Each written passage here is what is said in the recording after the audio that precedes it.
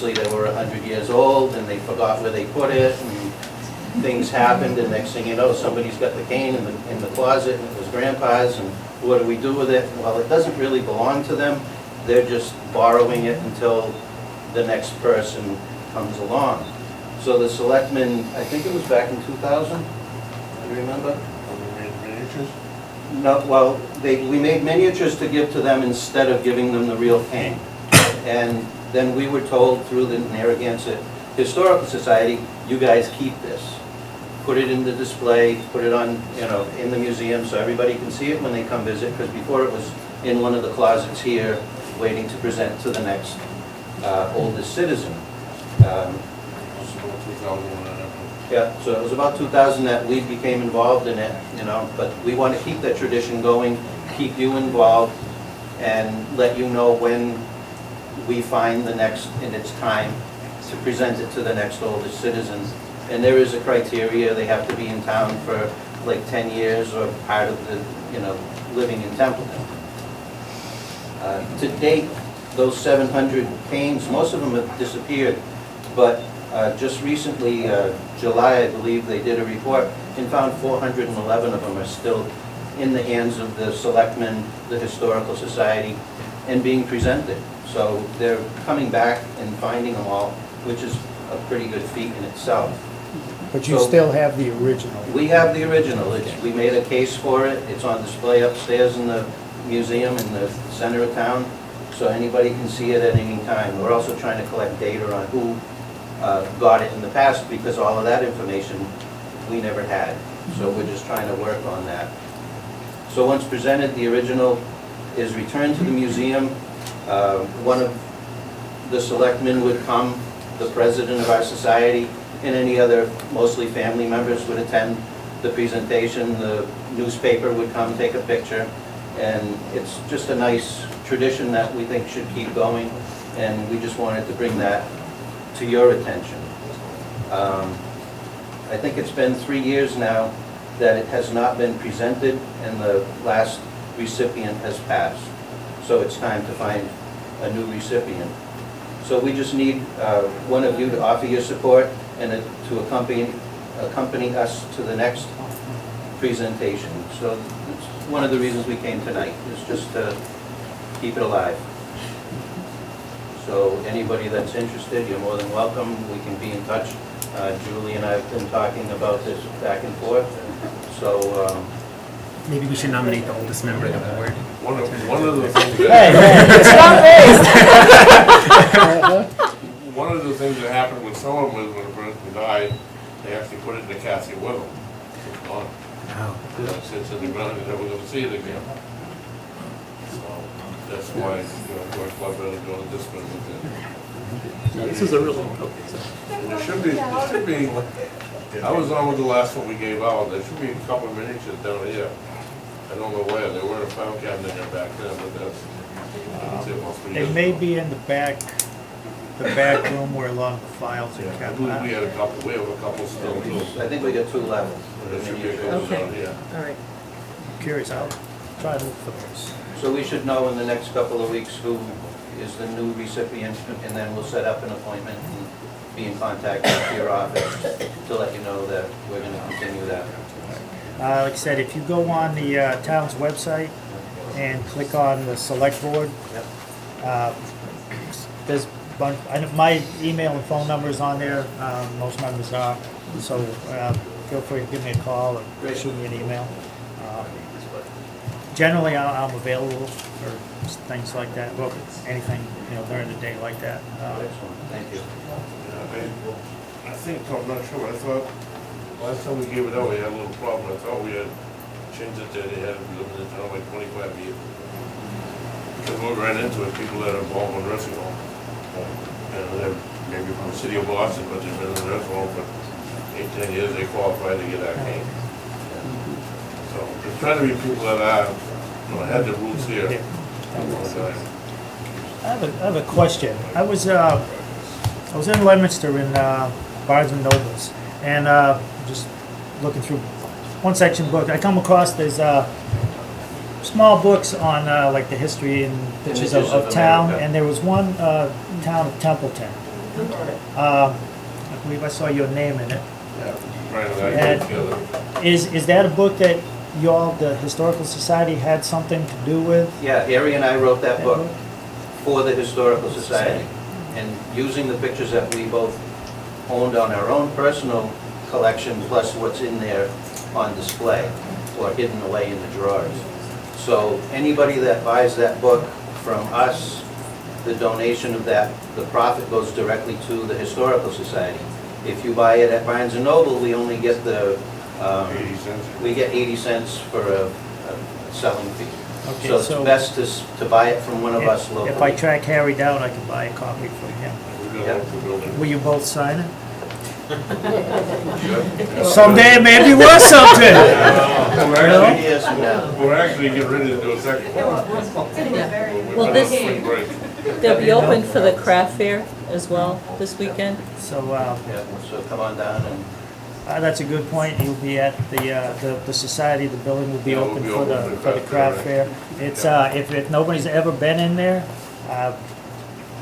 it's worth a look. It's, We have the second fire engine that's on the block. it says some pretty neat stuff in there. It's just good stuff to It'll see. be open this weekend, right? yeah. It's a fabulous facility. You guys have done a really great job there. A lot of So we're interesting looking, stuff. for ideas and raising money. We're also looking for awareness. And that's why we're here tonight, is just to spark And, it. on another question, if somebody wanted to make a donation to the society, either you or Harry, and You can send it right to the Historical Society in Templeton, or give it to any one of us, the members, and just check out to to the Narragansett Narragansett Historical Society, not the commission. Thank you. I was hoping you were gonna say that, because that's Write a note specifically. Yes. I'm sorry, can I just make a comment? Sure. I'm Diane Haley Brooks. I run Tuesdays in Templeton, and when I started out, it was really more historical facts, because I saw that book, somebody had given it to me as a gift.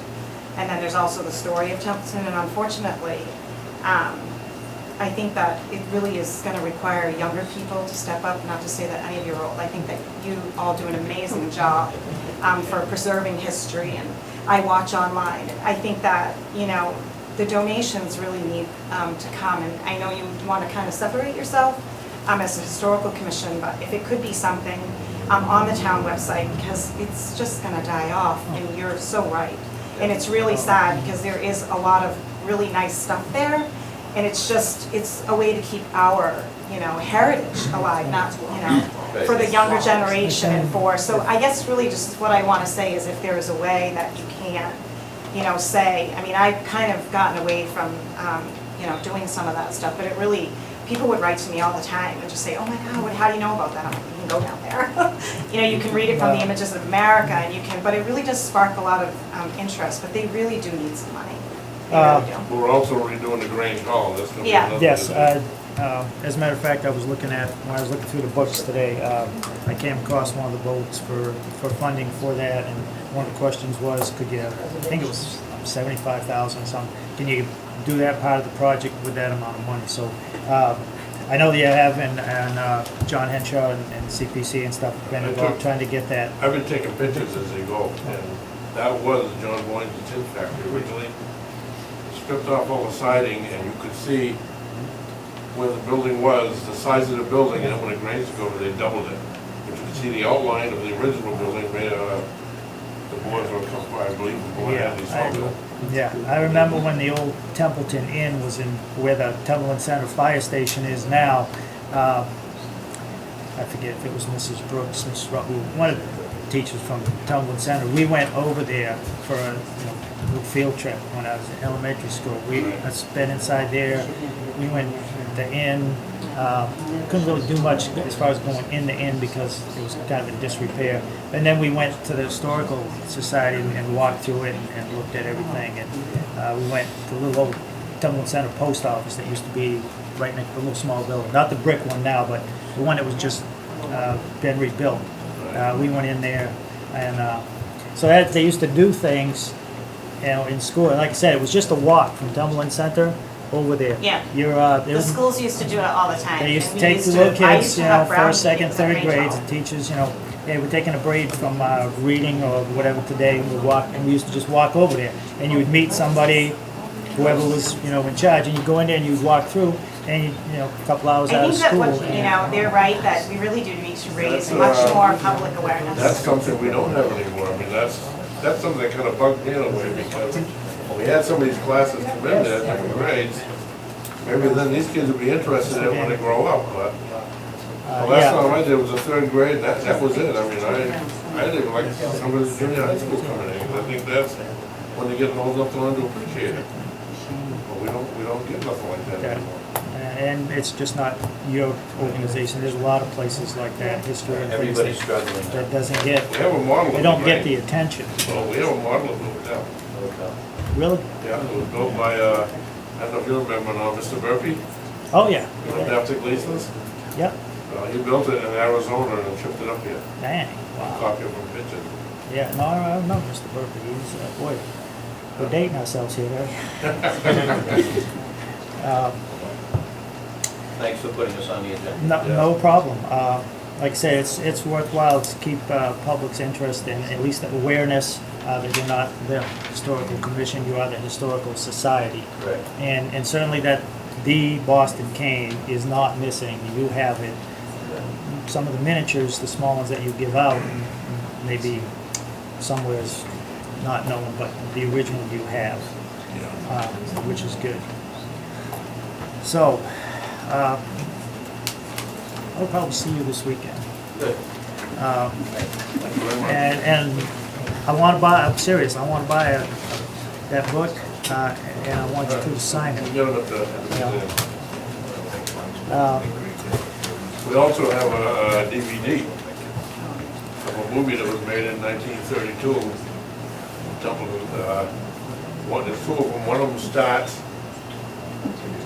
the Indians back in 1762 and works his way up to 1932. The other one is living in and around Templeton in 1962. The first one, it starts in 1762, and it was narrated by Hal Goodwin for us. He did a beautiful job. The movie that was made, Mr. Kendall had it in storage for years. And the second one, does it show any of the damage from the 38 hurricane? No, No, no. But we're working on a book to fill that for you. because I would like to see some of Yeah. that film. We have a presentation on this hurricane, we have 140 pictures of it. But, yeah, I'm interested in that book, and if you have volume 2, I'll buy that too, because I like that stuff. Any other members of the board? No, thank you for coming in. Thanks. Thank you. Thank you for your efforts, and we'll try to do what we can to get the word out. And funding, that's a hard thing to say, but perhaps, like I said, people watch this now on TV and stuff, maybe the word will get out. Yeah, And the awareness and the participation is what we're looking for right now, and get people to know that we do need volunteers more than ever. We'll see you this weekend. Drop Yeah. them on the hat. And you do And, use Channel 8, right? You use Channel 8 Right. to make announcements and We things? could, yeah. Yeah, you should. And you should be able to get the stuff, information about the organization on the town website. Okay. That's You can email me. one of the things of, you know, of switching over to the new site is, it's more organized, you can put more information, and for things like that, to be put on there, just not boring boards and commissions, agendas and so forth. But all the town information on there should be on there, you know, from town reports to Historical Society. That book, which I saw it and I was like, what the heck? And I mean, I flipped through it, read it, I'm going, I'm glad you didn't buy it there. well, But we run into people from Baltimore and Our River that don't realize we're up there. Come up and never seen it before. and again, that's, like I said, I was fortunate enough to go in there when I was a young kid from school. Oh, I was in the first junior high school when they first started in Baltimore. And I was in around 54, I guess. I never saw the Narragansett house that was torn down in 53. I got the pictures of it, but I never remember seeing it until Dick Payne told me it was torn down in 53. Never went to Baltimore until I was in junior high. So the next time you come, I guarantee everything you see there is older than it was the last time you was there. Are you sure? Pretty good.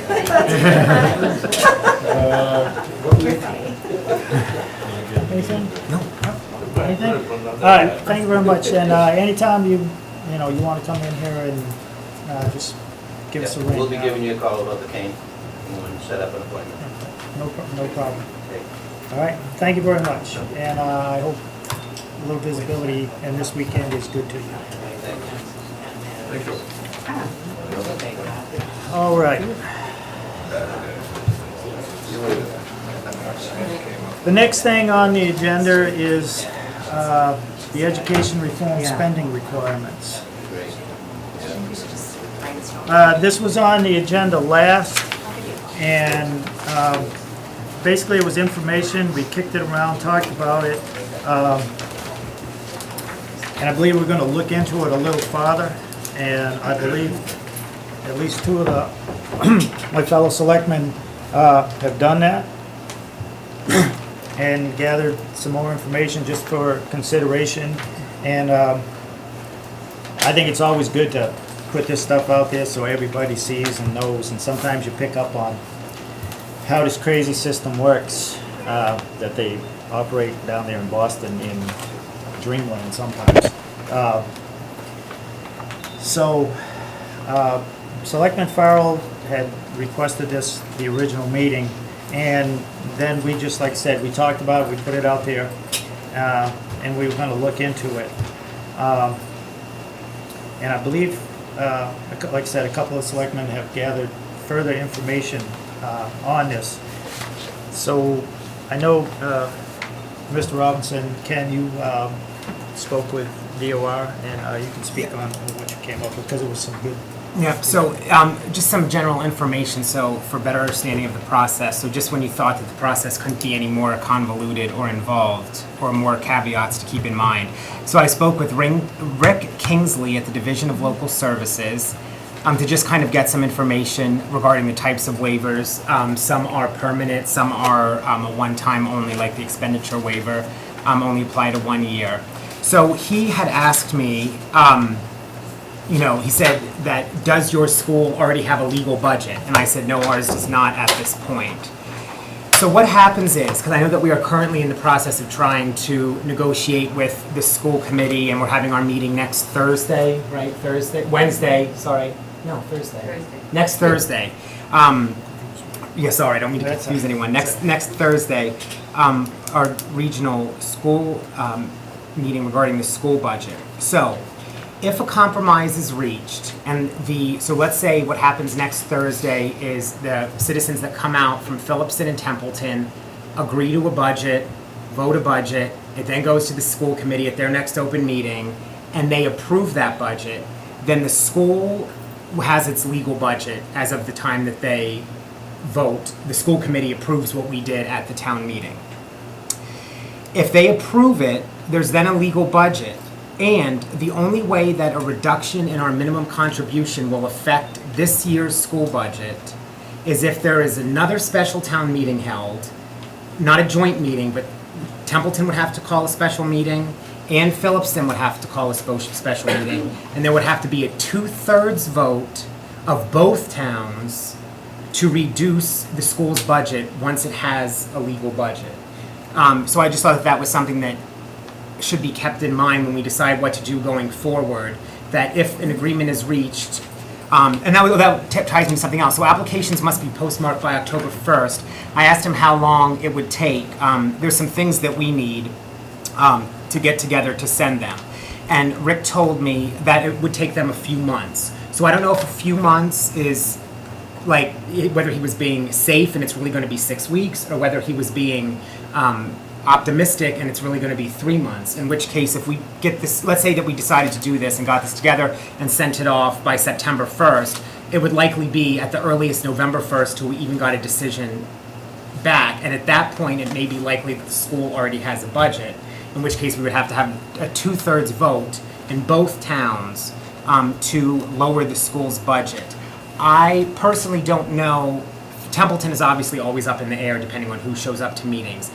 I don't know as if the residents of Phillipston would vote to lower the spending on their children because it doesn't, by a 2/3 majority, when it doesn't, they don't get any financial benefit from it. So Templeton would be the only one that would be getting a lowering in our minimum contribution, but Phillipston would have to approve that lowering of the school budget by a 2/3 vote. This is again if we come to a a resolution before we get back, they get back to us at the Division of Local Services. So that was one thing that I found out from him that I thought was interesting. The other thing that I wanted to point out as well is I wasn't sure if this was, sometimes these kind of reductions are tied with some kind of grant. So, you know, if we reduce our minimum contribution, the state would fill in the difference or something. And he said in this case, no. That, so if we lower our minimum contribution, that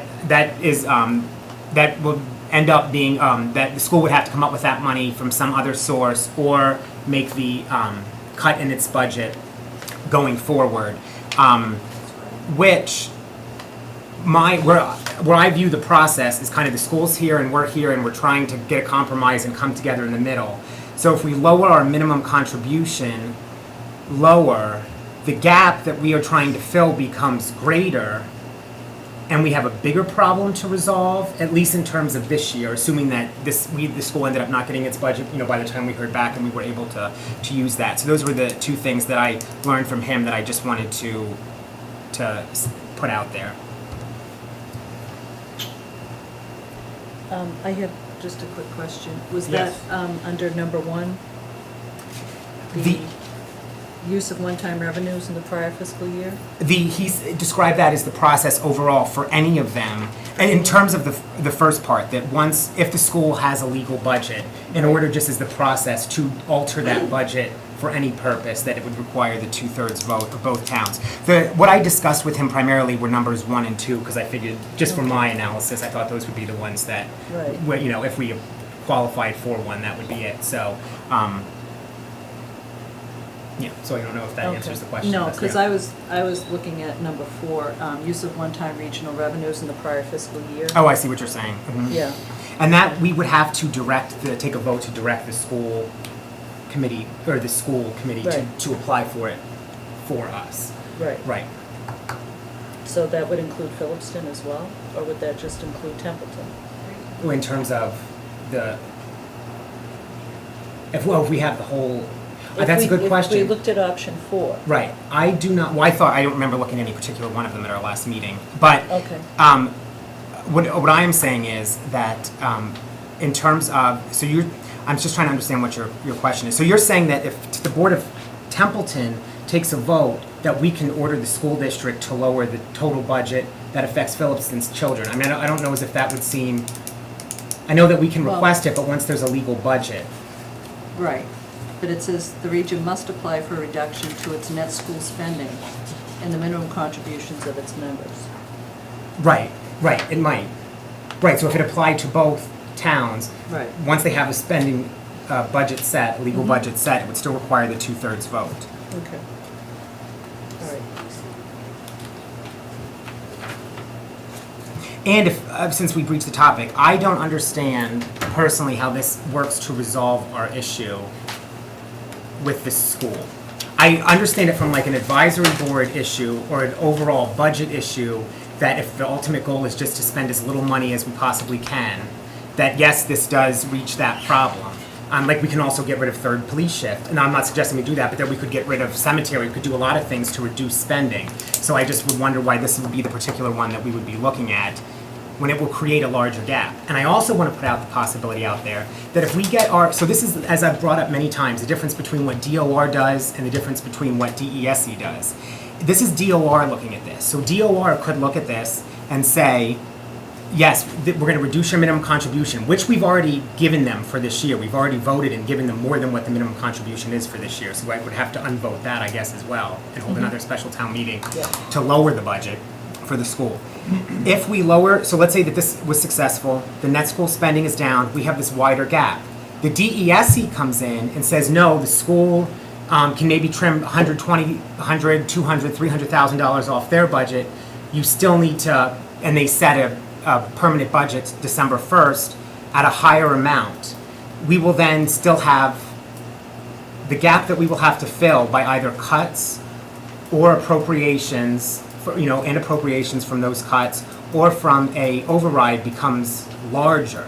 It wouldn't in this particular year, but moving forward, that the school's budget is not being cut, our contribution's being cut. So if the DOR says the town's poor, we need to cut your minimum contribution, but DESE says the school's budget is already cut enough, the gap that we then have to correct is larger than it was before we started this process.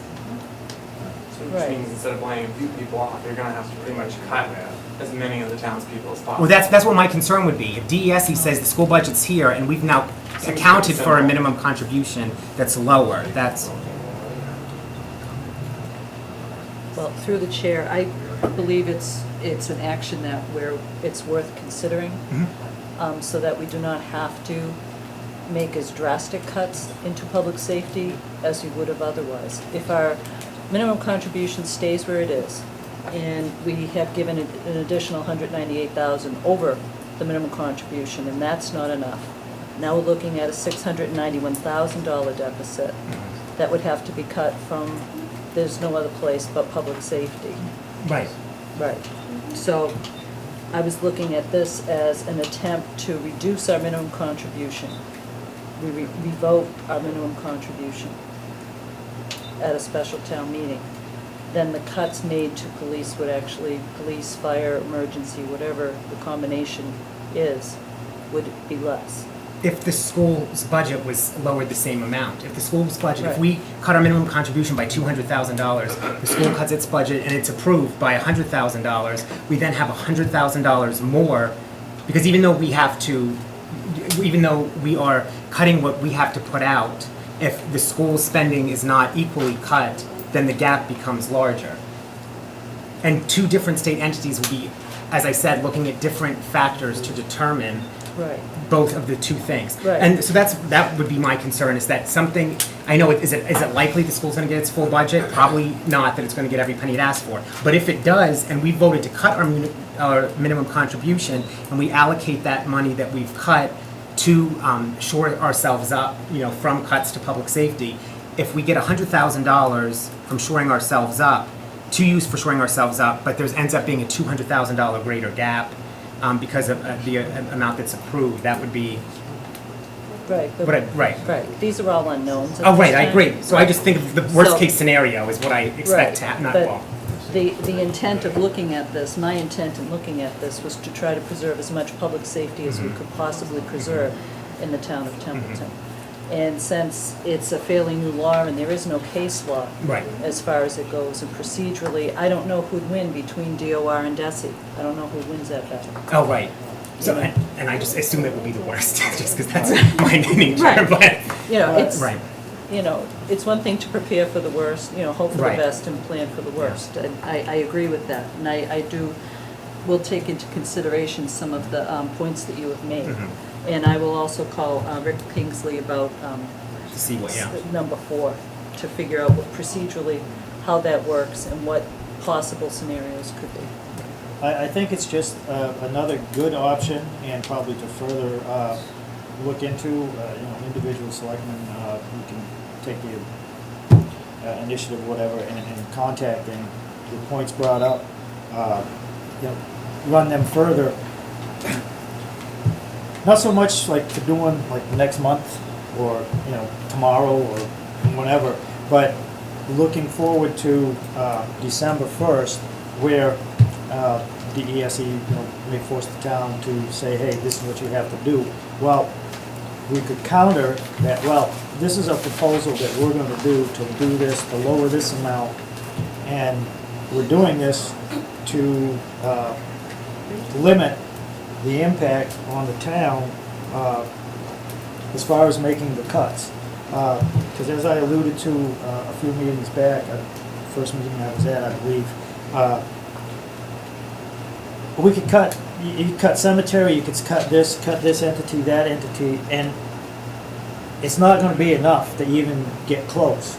The one item that stuck out when I looked at the budget was the salary amount for the police department almost equals, at that point in time, so as of July 1st, it almost equals the amount of the talked about override of 691, which is, I believe, yeah, this is just, me observing from afar, that's probably where the focus on, we come up with this sum of money, is the police department. Because their salaries almost equals, just by itself, the amount of the talked about override. I mean, we cut secretaries that are making 28,000 a year, say 30 tops. I mean, how many of them are you gonna cut? Oh, right, no. You could cut them all. Yeah. And we're still not even gonna get close. You'd be at 300,000 or something. Even if the school came down a couple 100,000 on that request. And I'm like you, I don't really bank on that happening. I just deal with the number, the whole number. Right. And just plan on that's gonna happen. We could cut all these other town entities and we're still gonna be at a gap. So it's just have options to present to DESE to saying, okay, you're telling us we have to do this. Well, these are the things, the alternatives that we have to do, because, we deal with, not only you, but DOR and the whole municipal financial situation.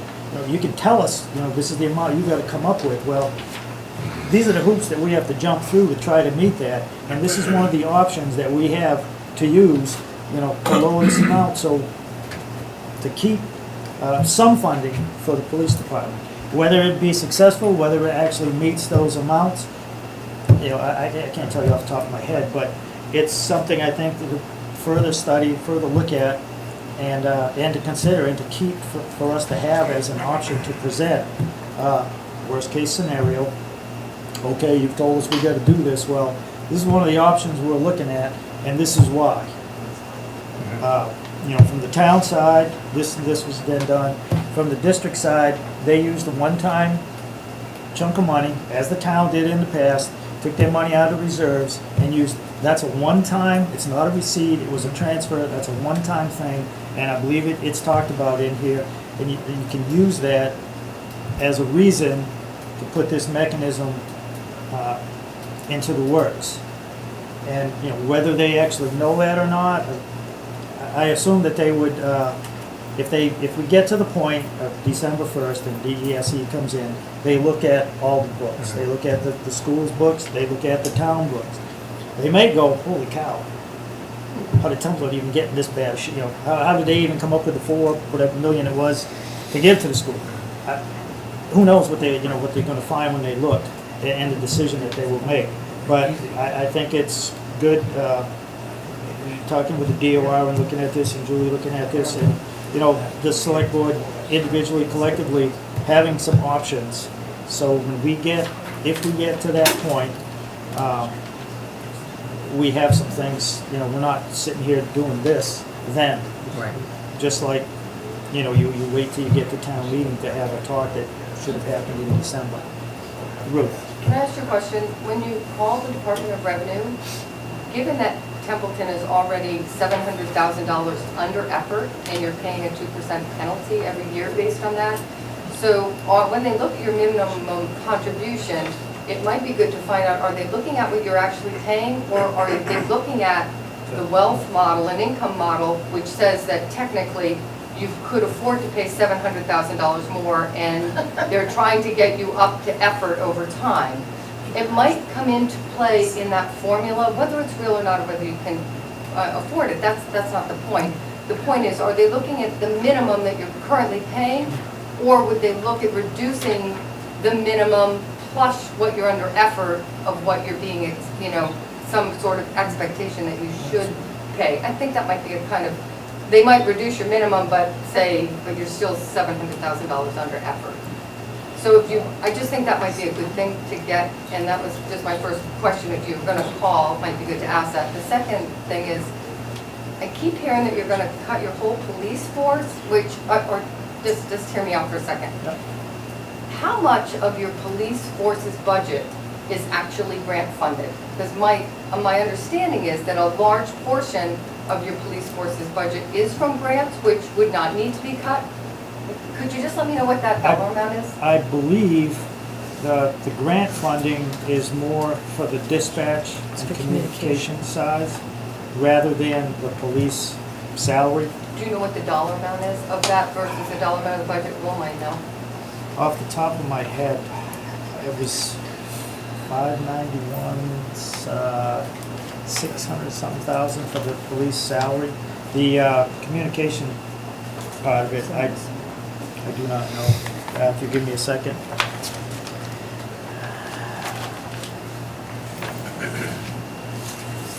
The E911 grant usually comes in at over 100,000.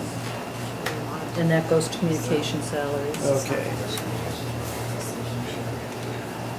As a matter of fact, yeah, we just signed a grant, but the police department salaries is at 676.67. And this is separate from the dispatch and communication. And the 911 grant, I believe, we transferred money out of communications and dispatch salary to use at a special town meeting last year before. And then they used the grant money to take care of the salaries for the dispatch communication side. And that's, I mean, the chief did that to help out the town. We used the 911 grant money to fund something that we were short, where, you know, we don't have that $700,000 to afford that. Somebody may use some formula to say that we can afford to do. And generally, that's usually what that grant money does. It goes on the dispatch communication side, because that is regional, and so it helps out, you know, 2 towns. And the chief does that grant, and I just signed it last week. But and I think he's applying for another one. But that's generally where those grants go for. It's on the dispatch communication side, because it pays for the equipment. It pays for, he uses it to pay for training for the officers, because some of them do dispatch or train the dispatchers on police side and intermingles. And that's where the grant money generally goes for, if that answers. Okay. Yeah, and just the one budget issue that we have with the grant money is that we can't, and correct me if I'm wrong, we can't fund salaries with the grant money that is, so what we have to do is we have to fund it off of our green sheets, and then kind of, I think what happens is we kind of like have our little wish list of things that we would, I shouldn't call it a wish list, things that aren't on the green sheets originally, that once the grant comes through in October or whenever it comes through, then we do use the 911 grant money the way we're supposed to. We use it to pay the dispatchers, but then that frees up the money it frees up the money that was in our budget to pay the dispatchers, but then we can transfer, well, we can't, but the town can transfer that money to some other purpose, whether it be, I don't know, whatever we need, I guess. We creatively moved the shell with the P around to pay the bills. Just, Yes. when that, I don't know, I guess I'm confused about one thing that you said. So when the DESE comes in, they're gonna look at the school's budget and the town's budget together? That's Well, my the understanding Department how of they, Education looks at the town's budget too? my understanding, if that's what they do. I hadn't understood it that way, so now I guess I'm just, I didn't know that. They look at both to see like what each I can mean, afford? Is that wrong? It's a Is that fine- right? Where are we gonna get the Sorry. money? Yes. Sorry, not to, just because I've done a lot of research on this. So what they'll do is, I don't know if you remember when Mr. Gary was here and he had that sheet that there was some dispute as to whether those numbers are correct. That is the wealth calculation that DESE will use. So they do look at the towns. We don't send them our books from this year Yeah. and say, oh, here's our books, decide how much we can afford. They've already done that. Who's already done that? DESE Oh. so that they can determine what our effort. Well, and there's another issue. There's what we're legally required to give and what DESE wants us to give, which is make effort. So they use every year to determine that, or that's some wealth calculation that they use based on the value of our assets in town and other things. So they do look at the town, but we don't like send them our books and say, oh, here are our books, determine how much we can afford. They'll look at that figure that Mr. Gary had, which they've already calculated. I don't know if they're out yet for this year, that may have been last year's, but so they will be looking at the town, but not at our actual day-to-day financial. Well, then I think that's confusing when you say they're coming Everything's- to well- look at your books. They're not. They they're do- coming to look at the school's books, and they're They gonna do look at look the at under the- effort, right? At the effort. That's why I was trying to say, okay. are they gonna look at your budget like they're coming in to look at the school's budget? I understand. I wanna that's make sure what- I understand That's that. what they did with Quab, and that's what they Okay. did at Wachusett Regional. They looked at both sets of books. They looked at the Okay. district and they looked at the town, and the determination at Wachusett was, it really wasn't a budget issue, it was the management of the funds. Mhm. So it was, and it's confusing. I mean, I don't know how the Yeah, Department of I've heard Education it's a comes very in, convoluted does process, that, so but, if we think that this is a lot. They take consideration, right? I heard the other day that 30% of the population of Templeton visited the food pantry in the area. I, Would they take that account as the wealth of the company, wealth of the town? I do not know if they do that, and I'm not aware of I can't say for sure if it was 30% or not, because I have not looked at anything, those numbers or anything, and a lot of that is confidential. It's probably about who actually goes there. Maybe I'll get the percentage from Council on the Aging. But as far as what DESE is actually going to do, and when and how, that's probably going to be when they, when that date arrives, and if we're in that situation, I guess we will find out factually what they do and how they do it at that time. Like I said, I'm speaking on what I've observed and read when they were involved with Wachusett and Quabbin, which was, I understand Quabbin was the first school that they actually involved, and they didn't have a budget for like 5 years. They went through this whole thing, start the year off with no, and I guess after 5 years, enough was enough. But, yeah, but as far as the 30%, I have no knowledge of if that's an exact percentage. Yes. Excuse me. I have a couple of comments and questions, and I've asked these before, and I'm still not quite understanding. First of all, I was really disappointed to hear that you were looking to cut the minimum contribution to the schools, considering everything that they're going through and the struggles that we've already had with that, and them continuously coming for overrides. I can't even believe that you guys would take that into consideration. The next comment I wanted to make was, you keep threatening cutting essential personnel, and you don't want to go after certain administrative staff because they're not high dollar amount. So you're kind of targeting the emergency personnel, and I think that that's weighing on the citizens as kind of a threat that if they don't vote down the school budget, then you're going to cut these essential employees. And I don't think that's quite fair or right. I think that, and I've asked before, why is it that the town, the selectmen, you guys are not looking to, again, liquidate your assets? Granted, we're not going to get the money this year, but if this gets dragged out for a couple of years, we will receive that money and we will see that money. That's my first question. My second one is, why do we have vacant buildings sitting? East Templeton, we own that outright. Why isn't it for sale? Let's try and recoup some of these funds. It's not being used. These town offices, you have them spread out all over the places. Why not start combining these offices and start saving on lease money?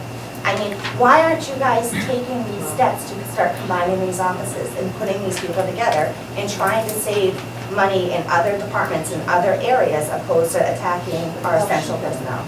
I will address one thing first. It's not a threat, and I'm sorry if you take it that way.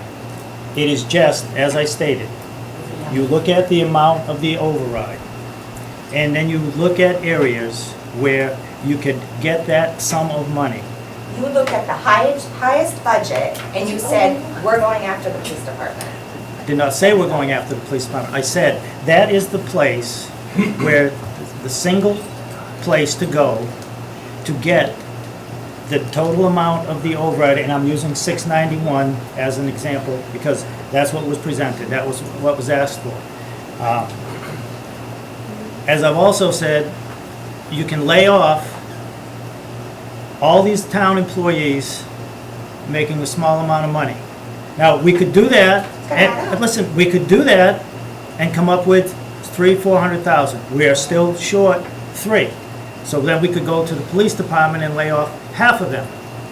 It's not a threat, it's just, you look at the budget, where can you come up with the money? The second thing, selling town property and combining offices in there, okay? One option was to rent, lease the rest of this building. It's the amount of about $80,000 a year. To bring most of the town offices, the town clerk, the assessors and them into this building. You budgeted $52,000 for the lease. That would be a $30,000 increase that we have to find. I guess we get rid of You're one, gonna save it, you yeah. get rid of one secretary, and there's the $30,000.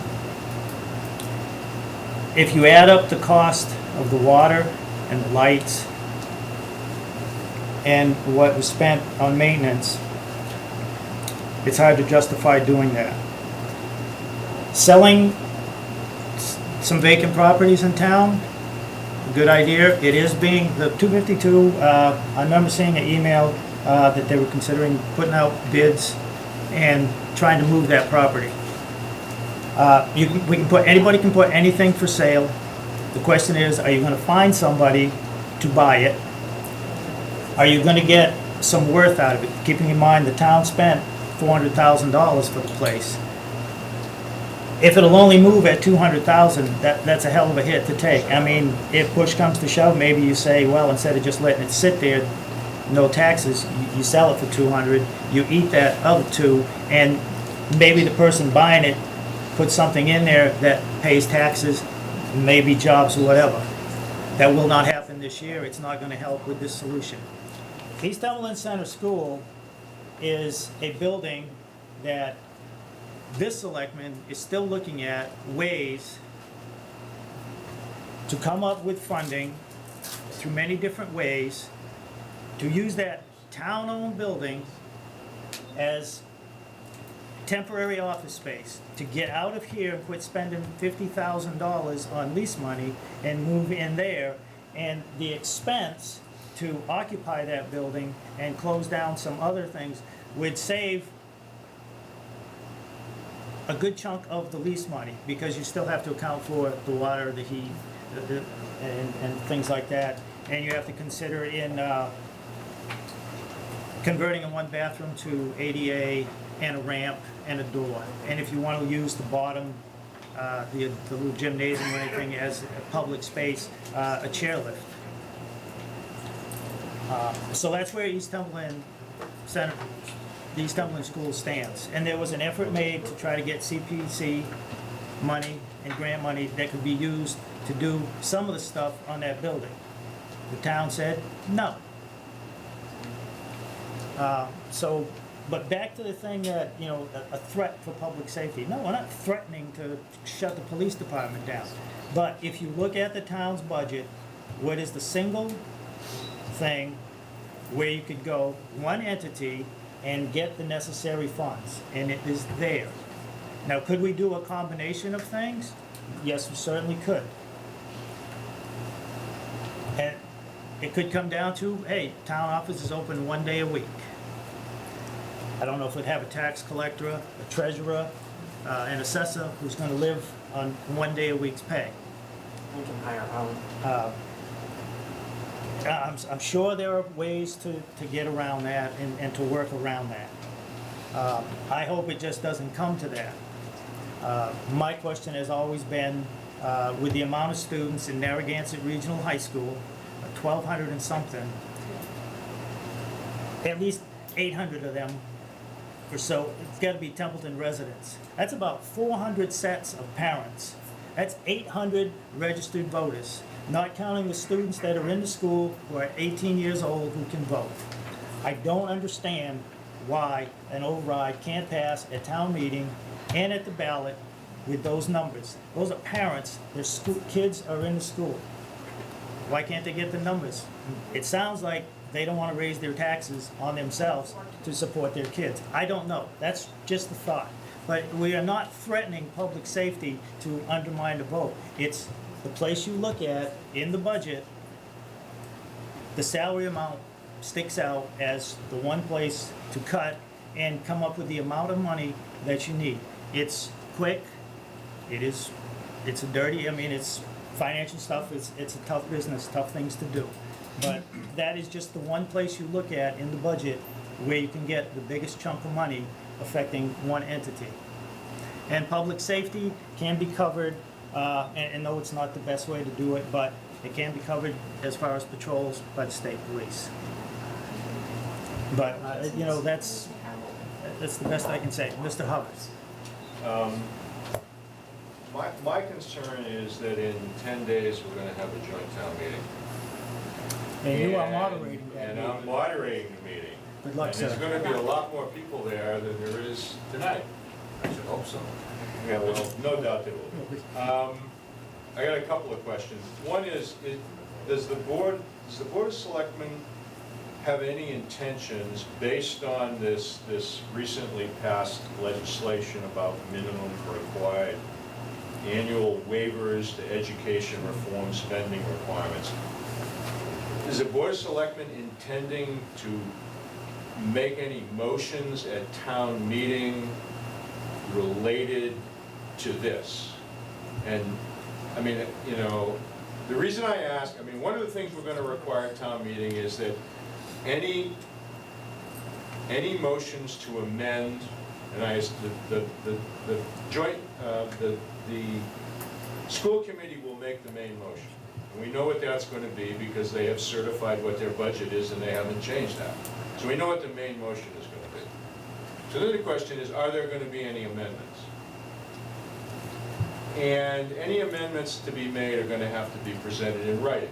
I'll have some paper and we'll be very patient if somebody needs to do it, but we'll be very patient.